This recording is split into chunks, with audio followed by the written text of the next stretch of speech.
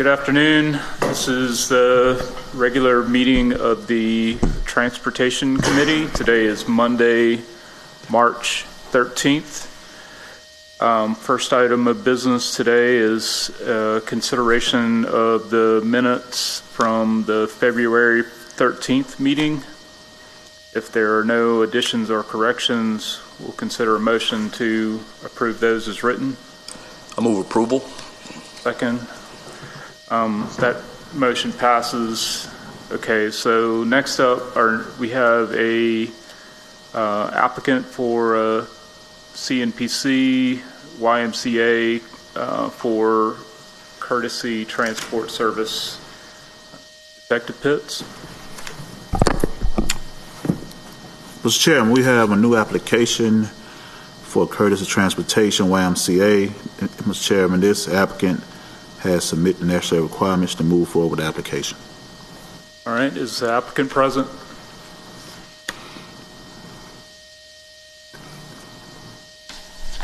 Hello. Hello. Tell us a little bit about what you guys are doing. So we have a couple of programs that we've been transporting students over the years, and that's our Youth in Government program and our Y Achievers. And in the recent years, with the growing of the program, we've had to start transporting earlier during the day. So normally it would be after 3 o'clock where we would transport, and so the parents would just bring them and we would put them on the buses and go. But lately we've had officers in the program, as well as the number that we've had at the different schools, and so it's requiring us to leave a little earlier during the school day, and so we would have to have permission to transport those students because of that. Okay. Detective Pitts, is this something that, because they're a nonprofit entity, but they're still a private entity, they still need the certificate of public necessity? Yes, sir. They still need the permits. Okay.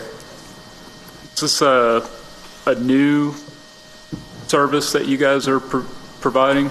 No, sir. We've been transporting, and we've been doing the program for over 40 years. It's just new with the time changes and the times that the students have to be down in Montgomery or at the different locations that we have the events. Okay, got it. All right. Any members have any questions?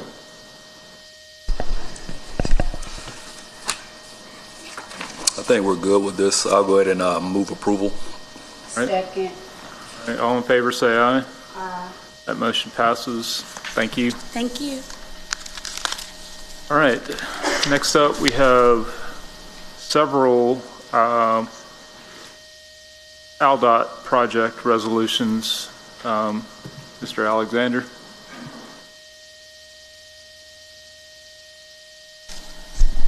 Good afternoon. My name is Colin Alexander. I serve as Senior Planner with the Birmingham Department of Transportation. And before you are 5 ALDOT project resolutions. These are standard project resolutions that ALDOT, when doing interstate projects through a community, has the communities pass these resolutions. We've done several of these in the past. The 5 before you, the first one is ALDOT project RACRNH RAMCRIM. This is a project for lane additions on I-59 going from 459 to CR10, which is locally known as Chalkville Mountain Road. Part of that passes through the Birmingham city limits, though most of it is in Trussville. Additionally, as part of that is adding lanes on I-459 between SR7 or US 11 and I-59. The second project is ALDOT project IM-IO65. This is for concrete pavement rehab, resurfacing, and guardrail reset on I-65 from 16th Street North to Daniel Payne. So this is in the North Birmingham section where ALDOT will be repairing the pavement on I-65. The second project is similar, or the third project, excuse me, is similar. It's IM-IO65. 534. This is on I-65 going from the Raleigh Avenue overpass, which is in Homewood, through Birmingham to approximately First Avenue North. So it's also pavement rehabilitation along I-65. The fourth project is repairing bridge rail on I-59 between Valley Road and SR5, locally known as Arkadelphia Road. So this is coming between Fairfield and the city of Birmingham, and that's project IO 59 430. And then the final one that you see is HISP IM I-459. This project is a micro resurfacing project of lanes on I-459, as well as a safety treatment that's geared towards reducing hydroplaning on I-459, and this is going to be between Grants Mill Road and about just over 0.2 miles south of State Route 7. So Okay. these will all just need to go before your committee and then before the council to pass. Yeah, and so these are, just like standard road maintenance work, but in this case, the city, permits that work, and so it's just ALDOT's doing all the work. It's a formality, and it also they need these resolutions in order to, if they needed to apply for more money from FHWA, they need these on file. right. Okay. I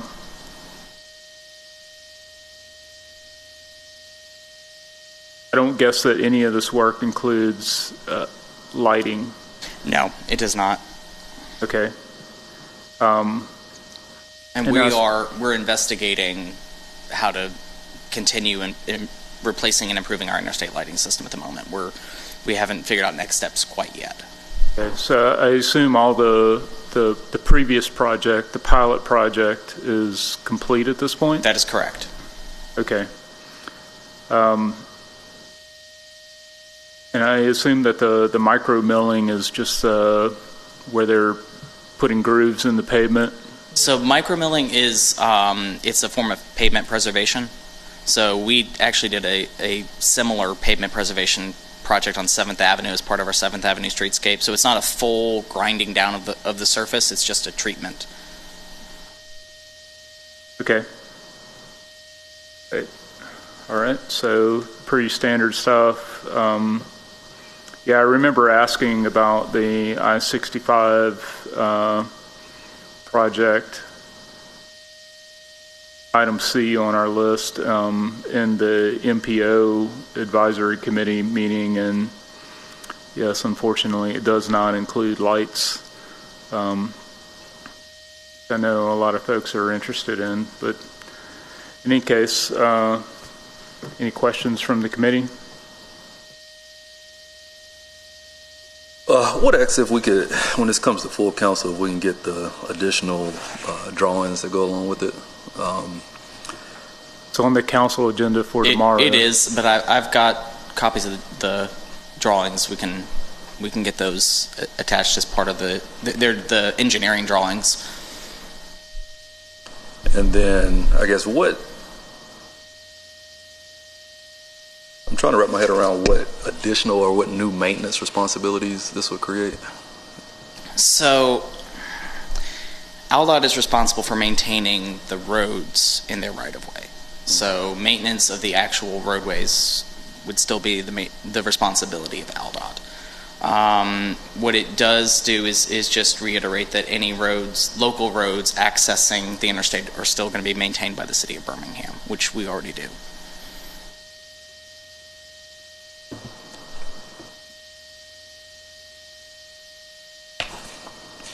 Let's see. Okay. So you guys looking for us to recommend these from the committee? Correct. Yes, okay, so any motion on these? Move approval on these projects. I'll second the motion. All in favor say aye. Aye. All right, so these are recommended from the Transportation Committee to the City Council, and they'll be on the council agenda tomorrow, and we'll be looking for those drawings. Yes. On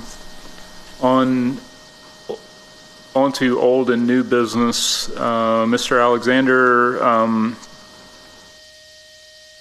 did want to ask you, last year the council was asked to allocate additional funding to several major projects around the city that had a funding gap.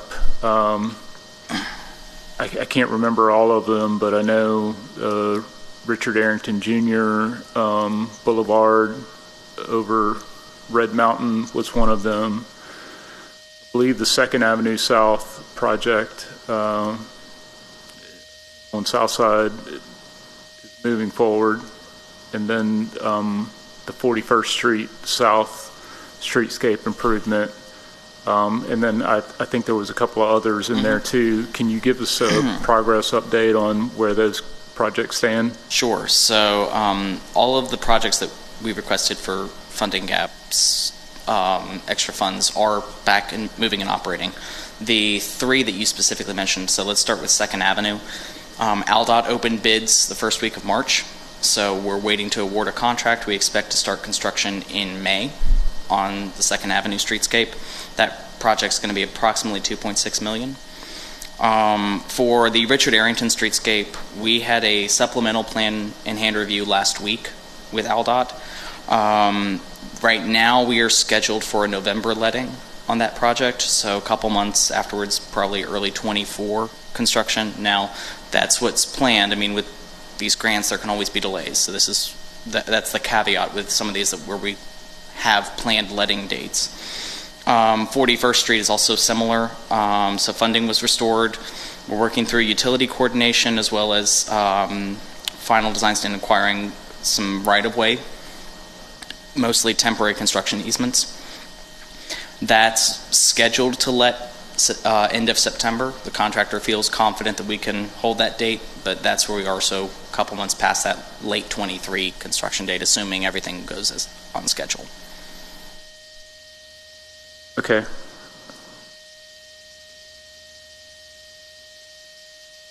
Do you happen to recall the other projects that were in that group?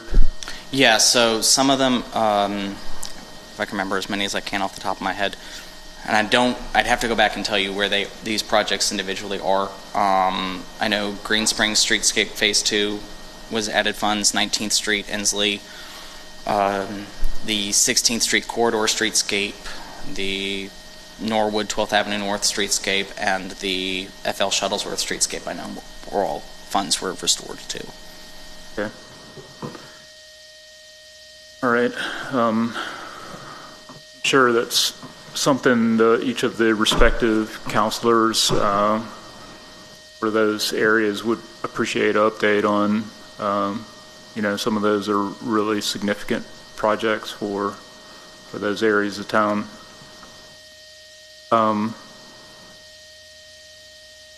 Questions from the committee? Not really a question, but just comment. I think several times over the year we had a lot of conversation around speed cushions and finding funding and things like that to make sure we, could end the project, close the project, cost share a project, but just kind of want to make sure that we have some consideration for that going into the next budget conversation, that we try to align that budget request or allocation with the real world need, and kind of marry that up to what's our capacity for getting them in, and kind of try to best we can marry that up with the budget. So just want to put that in your spirit. So I actually have a traffic calming update, if you're okay, because I know there were some other questions that were sent to us from the committee that I think we can kind of talk through. So 2 points to start that with. I want to kind of address two issues that we have with traffic calming that I just want the committee to kind of be aware that we have to work through. So the first one, just for context, is right now we have 30 of the cases that are open that have gotten to the stage where there is a petition that has been signed in order to install speed cushions. That's where we've decided that speed cushions the road is eligible for them. We would recommend them in design, and we're asking for the neighbors to sign off before we move forward because we need their support. Of those 30 cases, one of those has been installed. It's Crest Hill Road. One of them is currently being installed. It's 10th Court West, and we'll come back to that in a second. 5 of them we have transferred funds, so they're next in line as we work through with our capacity and our supply. So there are 5 that have transferred neighborhood funds that we're going to be moving on. 3 of them we're waiting for the neighborhood vote, so they're going to come in next behind that. Then there are 20 remaining in which we do not have the petitions returned to us. Now, there are several situations in which that happens. One of them, or a couple of them, there were some questions about the actual design. The applicant got the petition and wants us to reevaluate the design, and that takes us some time to go back and look at. A couple of them, we've gotten the petition to come back, but it doesn't have enough signatures to qualify, so we're working with the petitioner to see if we can get more signatures before moving forward. But we do have a bunch of them that we have submitted and have not been returned to us with any contact, some of them a couple years old at this point. So I just want the committee to be aware that that's being part of our process. We have to have buy-in from the block, so we can't really move forward unless we have that. So that's one thing in the process that I just want the committee to kind of be aware of. Going back to 10th Court West, I mentioned we're coming back to that. One of the other issues that we're having here, we decided to make a shift from going to just ordering on demand to ordering bulk orders of speed cushions. We thought that was a smarter use of our funds to have equipment on hand, so that way we can move in and respond more efficiently.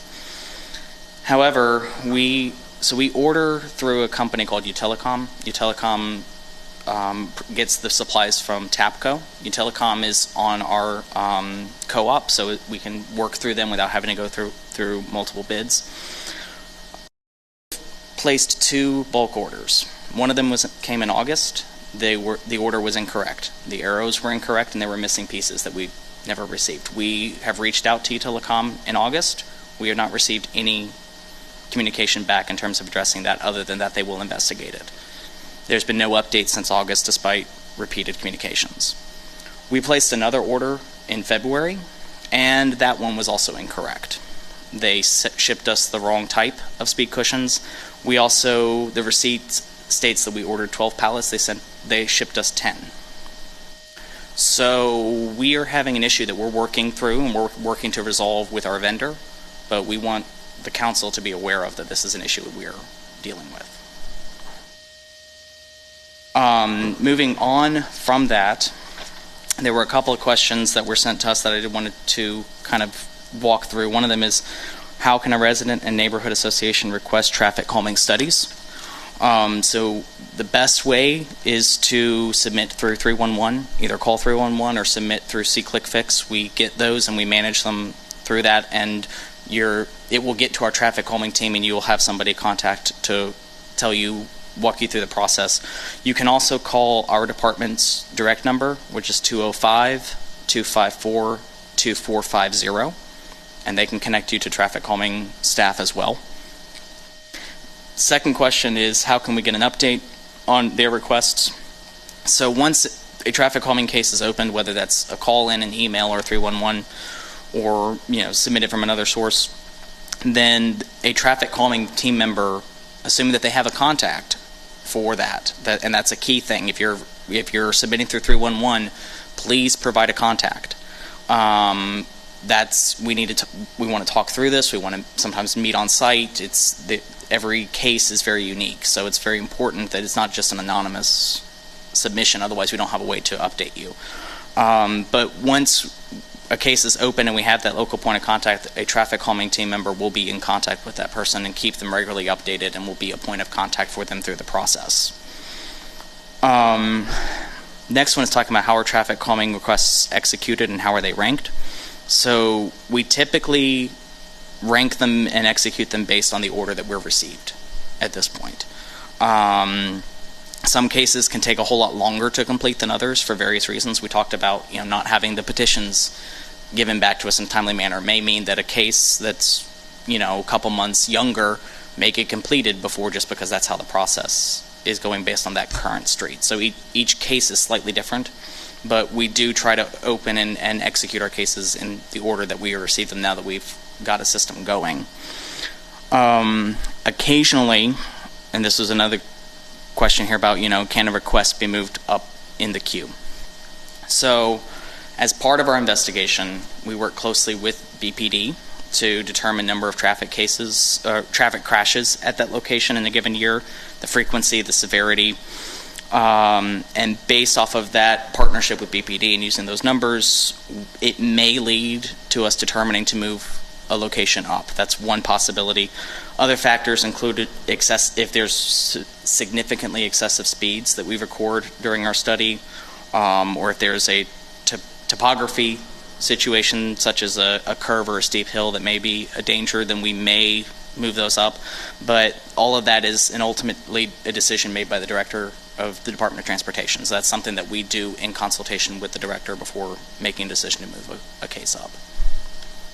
So my understanding was that at one time there was a traffic calming advisory committee that had at least a couple of community members on it. Is that still part of the process? There is a traffic calming advisory committee. It's not a community-based effort. It's an internal city-based effort. So we do once a month, and we do this especially for our as we approve our designs before we even get to the petition factor. We have representatives from the Community Resource Office, from PEP, from Fire Department, and from the Police Department to review designs. And that's a critical step before we get to the petition part of it to make sure that all of our city services are on board. Okay.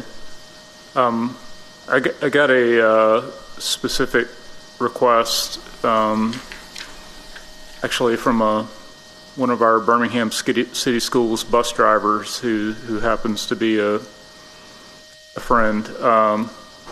He was asking about the to me, it looks like it was a traffic calming project, but there were some lane closures near Smith Middle School over in the Killa Springs area, Killa Springs and Roebuck area.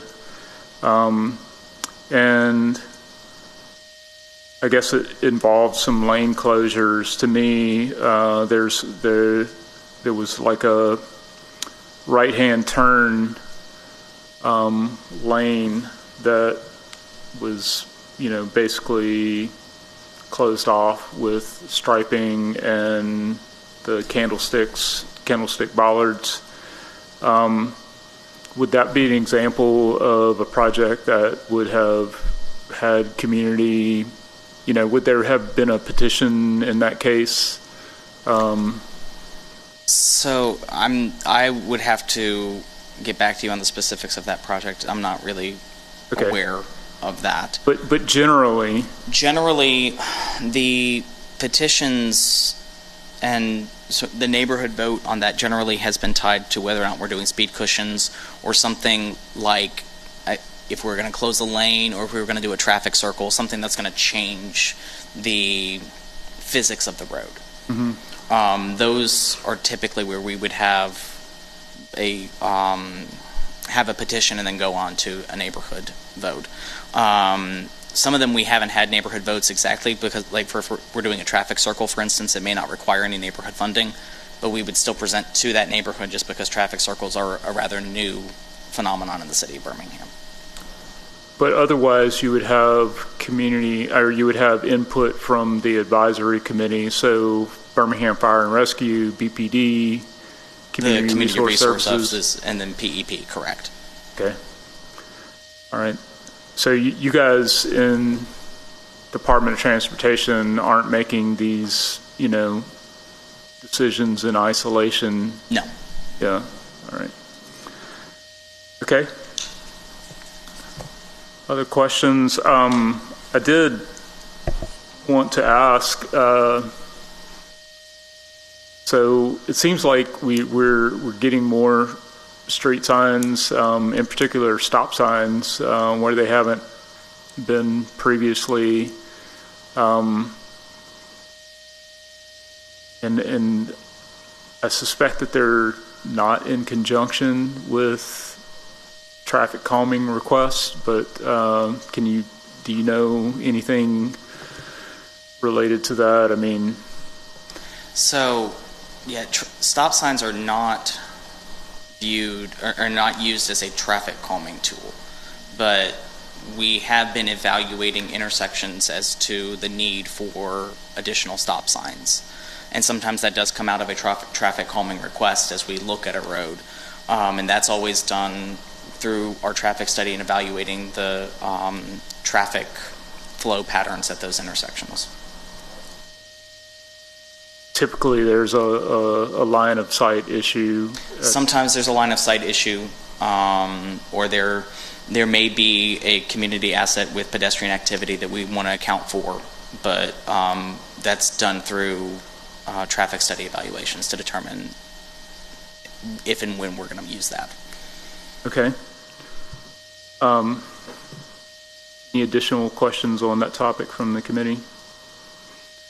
Colin, could you repeat the number to the traffic calming team? Oh, yeah, absolutely. Okay. So this is just our department's main number. Our department's main number is 205-254-2450. So you said you guys would have to get the community to do a petition and So, yeah, if we get to the point where we're doing speed cushions, the way our policy is set up is that we would need at least 2/3 of the residents on the amount of roadway that's going to be impacted to be in support before we can move forward. And the reason I'm asking is because I got an email about 7th Avenue Weilerman when we went to the neighborhood meeting on Tuesday.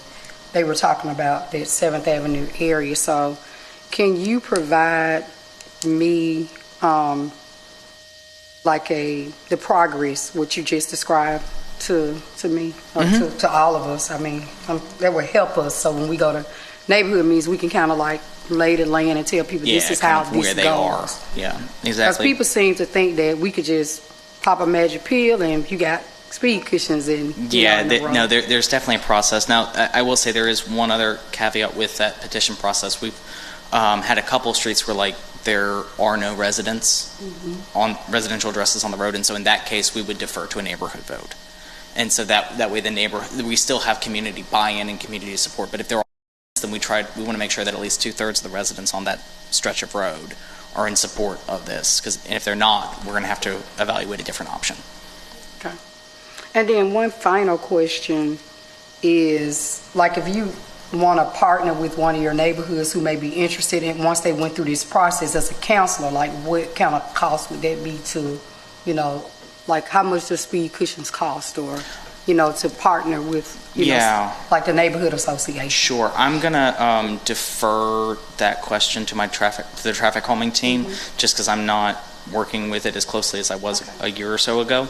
So I want to make sure they give you the most up-to-date answer. So I'll loop that in as part of the District 9 update that you're requesting. Okay, perfect. Thank you. In the previous budget, the Department of Transportation requested $50,000 as part of the traffic calming program in order to provide a match to neighborhoods for the traffic calming equipment. Yes. Is that program going to be continued? That is our policy here, exactly, so that when we get to the point of deciding that a street needs speed cushions and we have neighborhood support, we are matching those at a 50% interval. But we do want buy-in from the neighborhood as part of that. And are you guys requesting level funding for that line item, or is that an increase? Or I'm just getting a little ahead of the process. You're talking about for the budget? Yes. I'm going to defer that to my leadership team. Okay. At this point. Well, it sounds like even when the money's there, there's an issue without actually getting the equipment. Yeah, and that's something we are actively working to resolve. And we have the resources, and we've used Utilicom on the other ones that we've done, but there seems to be some disconnect when we start to scale up those orders that we need to get addressed. Okay. Next, I wanted to ask you, I haven't heard anything about this since the council approved it, but the council did approve the Department of Transportation pursuing a pavement maintenance Yes. initiative. And so, this summer, I expect there's going to be $12 million of paving done. And we've been doing, that sort of scale of paving every year for the last few years. So where are we with developing that new pavement maintenance plan? So we have an RFP that is currently under review with our Office of the City Attorney. So once we get the sign off on that RFP, we will start putting that out for requests for proposals.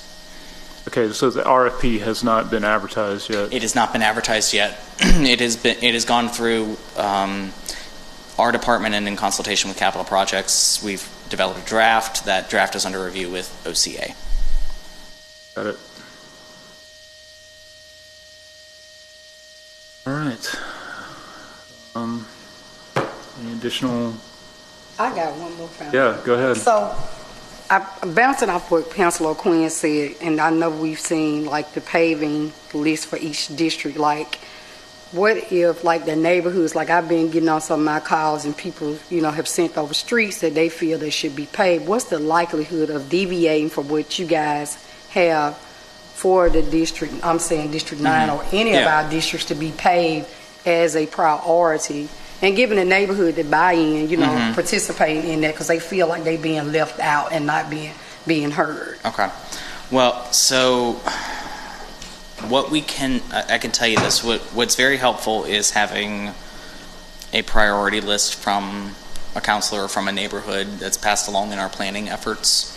Right now, what's planned for the three projects that are about to get going, the local project, the ALDOT grant project, and the MPO grant project for this year, those street segments are locked in. With the local package, there can be if there's additional funding left over, because we try to make sure that we have a good buffer in case there's overages, we can try to fit in extra streets towards the back end. We did that last year, for instance. There were a couple of high priority ones that we went ahead and did, but that's not a guarantee. But in general, the planning process for the next package, we're hoping that we'll get the RFP for pavement management. Our next package can start using that. It may or may not be to the point before we have to start planning for the next package ahead of that. And that work would start sometime in the early summer to start planning for next year. Yeah, so I would encourage your residents to, provide input. I think I get the same inquiries, and I tell people that as long as I've been here, that it's really been in the hands of the PEP and Department of Transportation, and that for the most part, we've removed the politics, because what used to happen is, somebody who knew somebody got their street paved every few years, whether it needed it or not. So I think everybody's happy to see that kind of stuff. I won't say it doesn't happen, but it's, to my knowledge, it doesn't happen anymore. But in any case, we take note of phone calls. We take note of 311 requests. We have a future needs list that is almost 2,000 segments long at this point. That's, for context, the $12 million package is doing 250 segments. So that's a lot of maintenance that we have to address. And we try to do that as equitably and fairly as we can across council districts. And we try to do that also making sure that we're really trying to do them in clusters to make sure that, we're not going to pave this one street and then there's two streets next to it that also need it. We're trying to balance all those needs so that you can really see some progress. Yeah, so when you look at the lists that are currently, you'll see that there are clusters. Like last year in District 5, almost all of the paving was east of the expressway. And so folks on the western side of the district were like, What's wrong? hey, what's going on? Well, this year, all of the paving is exactly the opposite. It's on the west side of 31. There's a lot of paving happening in College Hills, which is now in District 8. But any case, the other thing I wanted to point out to you, Colin, is that the map, we have the list, but that map, We're working on updating. So yeah, we're working closely with our GIS team to update that map. It just hasn't been updated yet. yeah, And that will be coming very soon. And we're aware of that. okay. I think most people appreciate having the map. Yes. The- No. the- And that's just working between departments, and we have a good relationship, and our goal is to get that up as quickly as possible. But we wanted to, as the department, we had control over the Word documents for that, so we wanted to get those posted as quickly as possible. And now we're working to get that map posted up Okay. on our website as well. Got it. All right. I think that's all I got. I got one more. All right, come on. And bouncing back to what Councilor Quinn said, I know that I've seen pictures of, Colberg Road. And so I know a cone was left in there. I was like, somebody is aware of this. And 33rd Avenue in North Birmingham. So I've, been out to both of those sites. I was like, that's pretty bad. So 33rd is on our future list. I've got that identified. Okay. Colberg we're figuring out a step to that. There's also part of that is county maintained, not in the city limits, but part of Colberg is, and so there may be some opportunities to partner with the county on that we're exploring. Very early stages of that, but we're aware of Colberg as well. Okay, because I saw the big hole in the cone and the puddle of water and, just the stuff that I've been having to drive in the other lane and dip back over. I'm like, I had a phone call from a county inspector last week on that very issue. So it's on your radar. Yes, ma'am. Thank you. Yeah, and just while we're talking about it, folks should know that there's really three types of street maintenance. There's the temporary patches that Public Works goes out and literally they're throwing asphalt in a pothole, and it's temporary. If nothing else gets done, it'll be a pothole within a few weeks again. Then there's the permanent patches, which is where they go out and actually cut the pavement and mill it out and, come back with a roller and everything, and it's, a higher level of repair. And then there's the actual street resurfacing where they mill the pavement off and do the whole street. I do think it would be helpful if we had an equivalent of our list of street resurfacing. If we had a sort of equivalent list for the permanent patching, because that's one of the pieces that people miss a lot. And, for my part, because I have the list, I can tell them, what street segments are going to get repaved, but I, don't have any visibility on where the permanent patches are going to happen. And in some cases, that's really all the street needs. I mean, the pavement's in pretty good conditions, but you got a couple of rough patches, and so. Yeah, so that's fair. We're winding down our 2022 patching contract at the moment. Towards the end of this month, it should be winding down, and we're going to be putting out for a 2023 annual package. So once we get to that and we start having our list of locations, we can look into publishing that list and be more visible with that. That's a fair point. Okay. All right. All right, I think we probably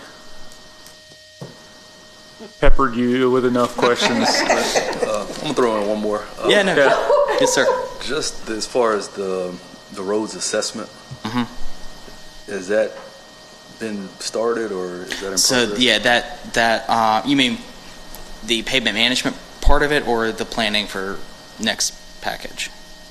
Not $500,000 to go back and just assess the roads to build a better, better graded system out. Sure. So that's what our RFP for pavement management is about. It's starting with an inventory of where our streets are. So we have a really good sense of, on a graded system, every street in the city.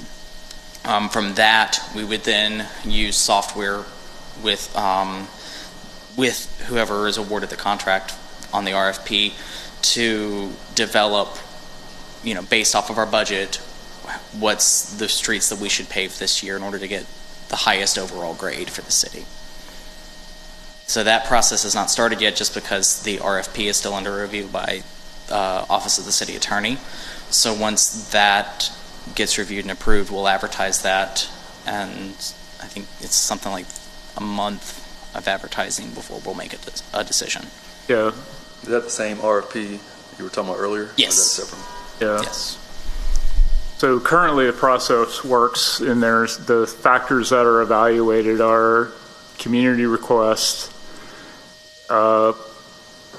VDOT's, historical record of where pavement has occurred, so they know, which street segments were paved, when, and then actual visual inspection. So there's a scoring system that they have. Correct. Yeah. And additionally, we did attempt a scan of the cities about, 6-7 years ago, that did a portion of the city, and that was what was originally developed into our 5-year plan that we're way behind on, and so we're adjusting. We still have parts of that we have not addressed in terms of paving, so we really start from that and evaluate and say, okay, what's the condition of that road still, and kind of start to build our packages around that. Problem is that infrastructure is dynamic. So just because one road was in a bad condition 6 years ago, it may still be in the same relative condition, but 2 roads next to it may have deteriorated at twice the rate. So we have to be sensitive to that in terms of where we need our funds to address maintenance issues. Right. Is that something that's available as far as the historical? That is available on, it is currently available on the map that the counselor referred to. If you go there, you can see where we paid up, I think as far back as 2017 or 2018. And the new map that we're going to do is going to continue to keep that 5-year past history, so you can see on the map where we've done work and where we're working. Yeah, I think what Councilor Woods was asking for was if there was a map that showed the city and the conditions, the scoring for all the street segments. That's what we want the RFP to accomplish for us. We want the part of that is to scan the whole city and to have a very street by street score. Yeah. And that way we can really see, okay, this one's an A, this one's a B, C, for instance. If I give you a street, would you be able to look up and see the last time it was paved? I would have to do some research if it wasn't done in the last 5 years. I'd have to reach back to PEP or capital projects and sort of, I'm sure I could come up with the information, but it'd take some research. I get a lot of, I've lived here forever, and I know this street hasn't been paved in 30 years tends to be the going number. But yeah, it would be good to have some actual concrete information to respond with. But I think, the goal going forward is to, especially with this pavement management RFP, is to have that information on hand and to have, so it is easy for us to pull that information. It would just take some research right now for me to find it. Yeah. Part of, hopefully what this RFP is going to be asking for is, incorporating new ways of making those assessments. So I know one of the technologies that's available now that probably wasn't available 5 or 6 years ago is that, there's actually a ultrasound device that can either be equipped on a vehicle or towed behind a vehicle, and you can, actually scan the the surface of the road and the layers beneath it as the vehicle is driving along, and they don't have to go slow. They can go at regular highway speeds, and it gives you, really sophisticated information about the street conditions. So, hopefully once we get this type of plan in place, those types of analysis will be incorporated. All right. Motion to adjourn? There's a few more questions. All right, move adjournment. Second. All right. Meeting adjourned.